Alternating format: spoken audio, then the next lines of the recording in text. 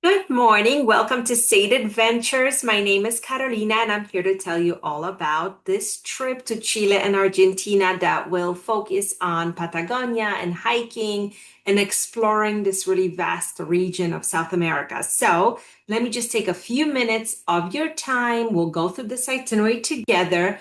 I have built it around your specific dates. But of course, this is a private trip for two. We can make any changes you'd need. So just let me know your thoughts on this particular itinerary. But just keep that in mind. We can tweak as we go to make sure it fits your needs, your interests, your dates, budgets, and whatever else is on your bucket list. So April 24th, you're going to take your international flight to Chile. We're going to start the trip in Chile and end in Argentina. Both countries, all you need is a passport. There are no vaccinations, there are no visas. And because we're flying south from the United States, there's no jet lag. There's not really a big time change, maybe an hour or two. But this means when you arrive on that overnight flight, you can go right into excursions because there is no major time difference and your body's not crazy. So April 24th, overnight flight. April 25th, you're going to arrive in Santiago, which is the main airport in Chile. So we're going to pick you up, big sign with your names on it, and we will take you to your hotel before we tour a little bit of the city. So the idea is to go to the hotel, which is the singular number one property in South America recently. Beautiful five-star property, great location, great food, great atmosphere. The service is wonderful. It's a great place to welcome you, but also to rest after your travels. You're going to freshen up, and then we're going to see a bit of the city. Santiago is a big metropolitan city. I'm personally from Poland. I grew up in Warsaw. It reminds me of Warsaw. It has a lot of European architecture. It's very sophisticated, but it also has access to amazing wine, great food, and of course, the Andes Mountains are just behind the city. So we're going to tackle a little bit of everything on that first day just to give you a good overview of the city and have a fabulous lunch to welcome you. And by the evening, we'll retreat to the hotel where you can rest, maybe have a nice dinner in the hotel on your own. That takes me to those BLBLD that you will see under each day. That stands for the meals that I've already included. So that means lunch is already arranged. If D is not listed on there, it means that dinner is on your own. And I only do that when I know there is many opportunities to enjoy near the city. If we're somewhere really remote, then I will give you suggestions or I will include the meal. The next day, our kind of buffer day before we go to Patagonia, is April 26th. And because you are foodies and you enjoy this style of travel, this is also our favorite part of travel. We're going to spend some time in the wine regions around Santiago. There are many valleys. You can spend a week exploring all the vineyards and the restaurants and the beautiful places that surround Santiago, Casablanca Valley, Aconcagua, and so many others. And so we will go out here for wine tastings, for a gorgeous lunch out in the vineyard, and then in the evening return to Santiago. And once we are over on this day, on Monday, April 27th, we're going to take you to the airport and now we're going to fly to Patagonia. So Patagonia is a massive region. It's split between Chile and Argentina. There are many airports within Patagonia because it's so large. And so if we are going to Torres del Paine, which is the number one park, the most famous park, the most beautiful park in Patagonia, which is on the Chilean side, we're going to fly into either Puerto Natales or Punta Arenas. We have two airport options and we will make sure we get you one of those flights. And once you arrive in the airport in Patagonia, the lodge that we have chosen for you will be waiting there for you, will whisk you away and drive you towards the park. Because this is a massive region, you will be driving about an hour and a half to 2 hours from Puerto Natales airport. And once you arrive in Torres del Paine, everything is included, all your meals, all your activities, beautiful services. And so let me tell you a little bit about Estancia Cerro Guido. This is the lodge that we've chosen for you. Please take please take a look at the photos because they're so stunning.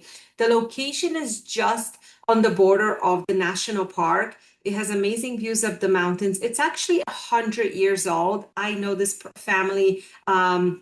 We've been working with them for many years. So it is a working ranch, but also a beautiful hotel. So they have the gourmet meals, they have the fantastic guides, they have their own horses to ride, guides that will take you on beautiful trails hiking. They have 4x4 vehicles for all the adventure riding.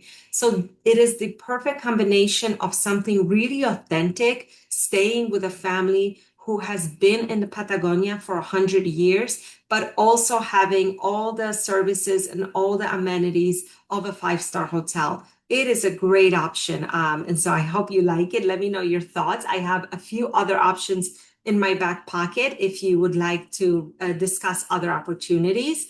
But just to give you an idea of what a day would look like. So every day you kind of pick what you want to do. They have a list of about 17 options at the lodge, from different hikes to 4x4 tours to horseback riding to going to see the glaciers. Everything is tweaked around you. So you can do a full day tour where you enjoy a picnic lunch like this out in Patagonia, or you can do 2 half-day tours and return for lunch and eat it at the estancia. And then, of course, each night dinner is at the estancia. So many great opportunities. I've been down to Patagonia many times, both on the Chilean and the Argentina side. Every time I go, it's something different and spectacular. You are going in the end of the summer season, so everything is still available, everything is still operational. So that is really important, because if you were to choose a date, something like July, a lot of the estancias are shut down for the season so that they can send their staff home, which lives with them for the whole summer season. A lot of the glaciers may not be accessible because the ice freezes over. So this is really important to choose a season that allows you to do the hiking and the excursions that are interesting to you. So 4 nights at the estancia. This will give you every chance to go on every hike and every trail that you wanted to visit. And then we will cross into Argentina. So Torres del Paine just happens to be just a few hours away from the border. So our driver will take you across the border. It's between 4 to 5 hours drive to the village of Calafate. And once we're in Calafate, we're going to go check into the Zelena Hotel and Suites. I chose this property because you have just come from 5 days in Torres del Paine, end of the world, middle of nowhere, no village or anything like that. So it's really nice to combine that with staying in a little town. Calafate reminds me very much of something in Colorado, like a little ski town. It has a main street, restaurants, cafes, little shops, and then a big glacial lake. And all the hotels face the lake. So Zelena does as well, has an indoor-outdoor pool. It's a great place to relax, but with accessibility to civilization. So it's really nice to be able to go out to dinner after being in the wild for so many nights. So that first day after your travels, you can relax, or if you want some activities in the afternoon, we can certainly arrange something, even if it's something as simple as tickets to the local museum. It's a glacial museum and quite fascinating. It even has an ice bar inside. And then the next day, the reason why we are in Calafate is because it is home to Perito Moreno. Perito Moreno is the most famous glacier in Patagonia. It is the only glacier that is expanding and growing instead of shrinking. So it's really beloved in this area. So we will spend a whole day exploring the glacier, going by boat, going by catwalks, having lunch here, and returning to Calafate. If you feel like you want some more adventure, instead of the regular tour of catwalks and boat, we can arrange a mini trekking where you put your crampons on your shoes and actually hike on ice. So you let me know if that sounds appealing to you or sounds like an absolute no, and we will tweak this day for you. And then we will leave Calafate unless you want an extra day in Patagonia. And if so, then we can do some visits to another more remote estancia, which is Estancia Cristina. They have some great fossil hiking. We can do a gourmet full day on a boat, and you cruise amongst glaciers and icebergs and eat a beautiful Argentinian meal. So let me know if you have an extra day, and we can definitely add it in Calafate.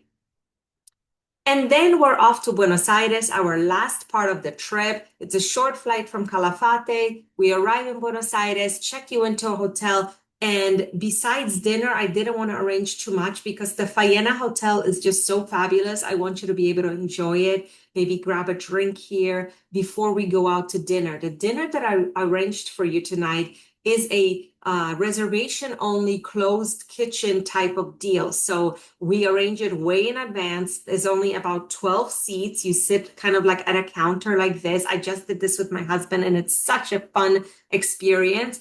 And these top chefs of Argentina are behind the counter, really interactive, really fun atmosphere. You're going to be tasting different wines. You're going to be even assisting making some of the chimichurri and things like that. It's a great experience, great Argentina food served here, not touristy by any means. You will see Argentinians on date night here. And then the following day, we're going to dedicate to the city. So I want you to see the beautiful Recoleta. I want you to see the colorful Boca where tango culture comes from. I want you to have a beautiful, authentic lunch at a bodegon. Bodegon is a style of restaurants in Argentina that used to be maybe an old home that serves typical food. It's usually beautiful steaks. It sometimes will have like mismatched chairs and family pictures on the walls. It's very atmospheric, and you will see locals being here for lunch. And sometimes it drags on for 2 hours, and it's fabulous. And then tonight, best for last, we're going to have Tango Rojo. Tango Rojo is the #1 tango hall in Argentina, and it actually is located inside your hotel at the Faena. So we'll get you 2 tickets to this. Why is it special? Because a typical tango hall holds 500 people. Tango Rojo holds 90 people. It's very intimate, it's very romantic, and it's right in your hotel, which makes so much sense. And then on May 5th, we're going to take you to the airport and you're going to fly home. So we can check what flight your flight home is. Perhaps we have a whole day for touring if you're flying in the evening, and we can arrange something on that day.